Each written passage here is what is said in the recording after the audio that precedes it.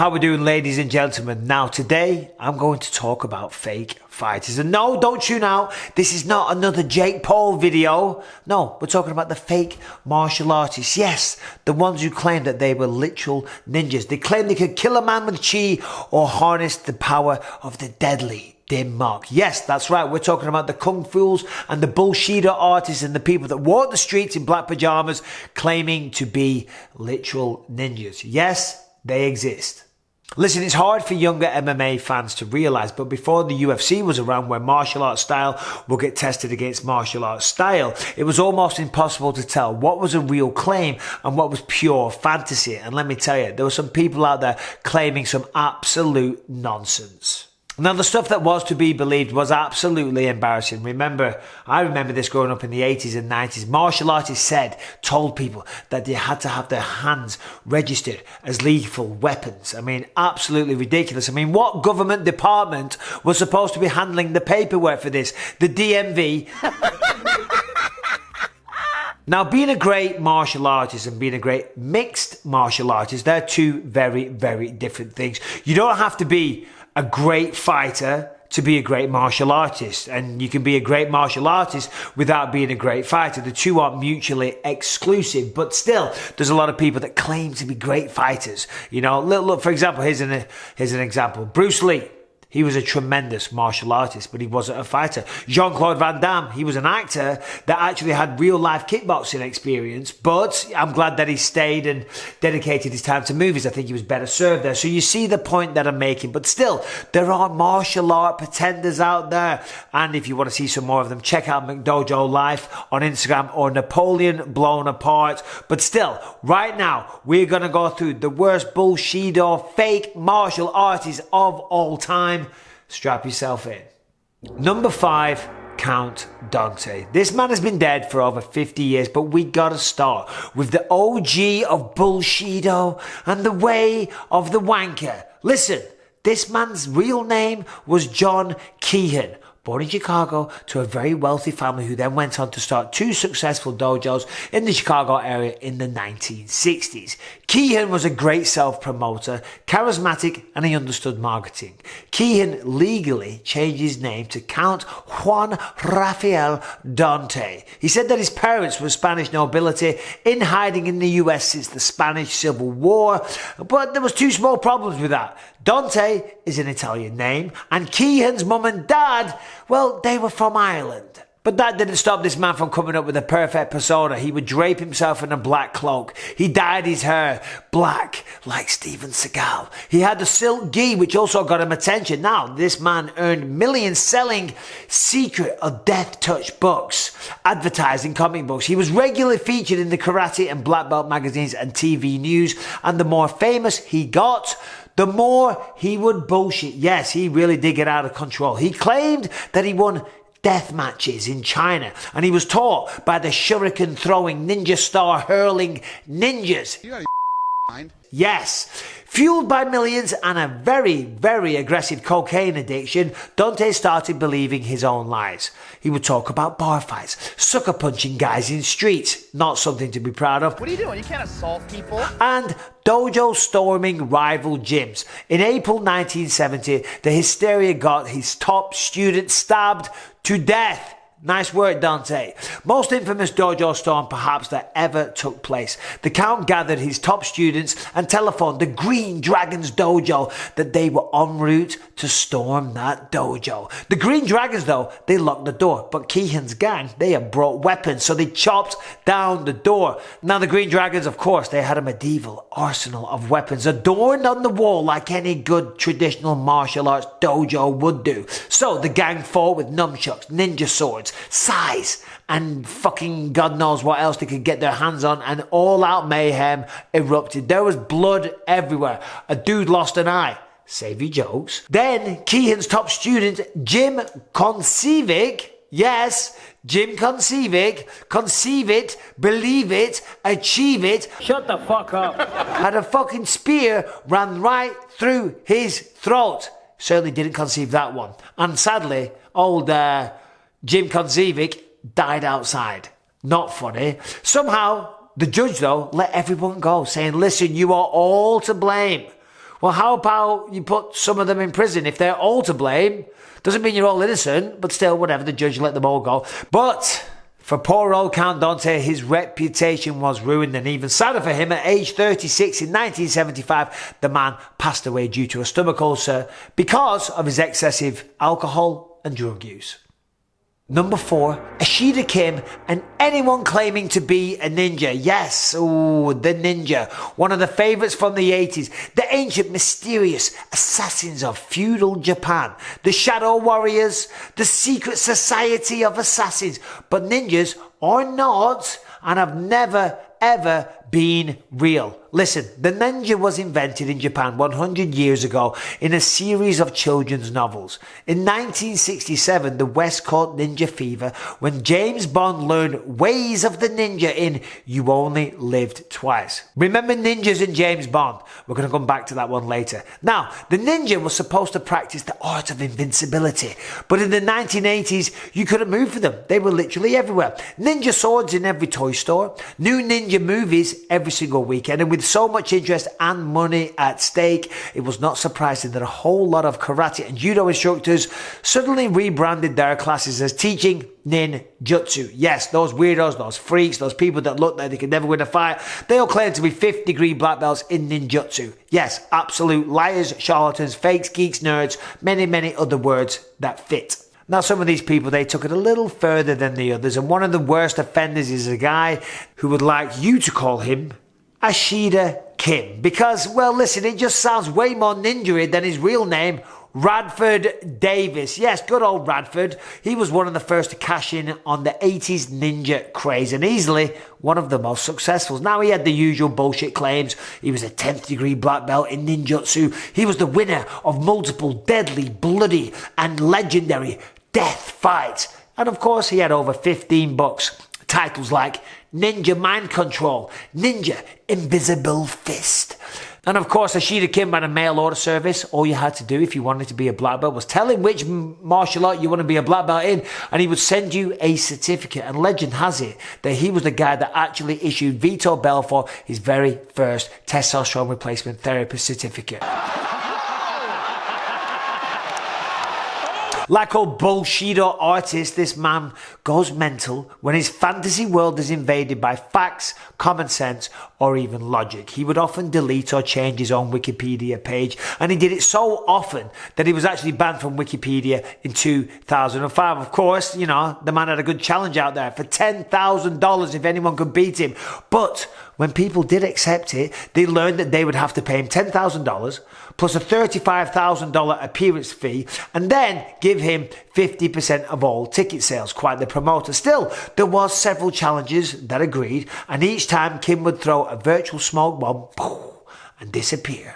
Last note, real quick, ninjas, they were not real, but I just want to make a point that samurais, they definitely were, but Luke Rockhold was not one of them. I'm a fucking samurai. Number 3, Charlie Zelenoff, aka Charlie Z. Listen, for decades, Black Belt magazine was the forum for bullshit artists to make bold, never to be challenged in real life claims about their fighting ability. But by the 2000s, MySpace and YouTube, they were the platform of choice for these fake martial artists to plow their absolute utter nonsense. This was the era of Kimbo Slice, remember. Anyone with a decent right cross and a man that was willing to follow him around with a camera could become famous. On one end of the internet brawler spectrum, you had the likes of Jorge Masvidal, of course, and on the other end, there was good old Charlie Zelenoff. Now, good old Charlie Z, he burst onto the MySpace and YouTube world by waving around a fake boxing belt and claiming to have an undefeated record of 346 wins with 0 losses. I mean, wow, step aside Floyd Mayweather. In fact, the reality is this man was 0-1, okay? And he lost his one pro fight to a 1-13 fighter. Worst, Charlie had lost via disqualification for repeatedly running and refusing to fight. But anybody with a Twitter account knows you can't kill trolls with reality. Charlie Z resurrected himself with a new gimmick. He would show up to gyms saying that he wanted to do light sparring and then, of course, go full force like a lunatic. Maybe like Sean Strickland does. Bisping, I like you, but you are a And listen, I'm not talking MMA gyms or boxing gyms. No, we're talking beautiful, high-end, posh health spas. You know, places where dads go to play racquetball twice a week, or maybe have a workout with Toby from marketing. But even still, once or twice he still did mess with the wrong guy. And then when he did lose a fight, he immediately called the whole thing off, but still claimed that he'd won the fight.